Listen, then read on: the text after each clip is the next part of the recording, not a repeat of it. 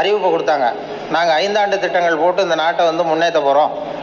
முதல் 5 ஆண்டு திட்டம் முடிந்த பிறகு இந்த நாட்டில் உள்ள குடிமக்கள் ஒவ்வொருத்தருக்கும் ஒரு சைக்கிள் கொடுக்க போகிறோம்.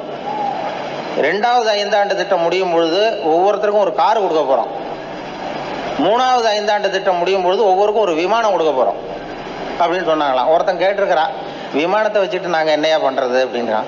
என்ன இப்படி சொல்லிவிட்டேன், இப்போ மதுரையில் ரேஷன் கடையில் மண்ணெண்ணெய் ஊற்றுறாங்கன்னு வச்சுக்கோ, நீ பிளேனில் ஏறி போய் வரிசையில் நின்றுக்கலாமே. இதுதான் மோசமான திட்டம்.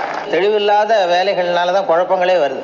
திட்டமிடாத ஒரு வேலை எப்படி நடக்கும்னா, ஒரு தெருவில் ஒருத்தன் 3 அடி இடைவெளி விட்டு குழியை தோண்டிக்கிட்டே போனானா. ஒருத்தன் 3 அடி இடைவெளியில் குழியை தோண்டிக்கிட்டே போனான் ஒருத்தன். இன்னொருத்தன் அந்த தோண்டின குழியை மண்ணை போட்டு மூடிக்கிட்டே போயிருக்கான்.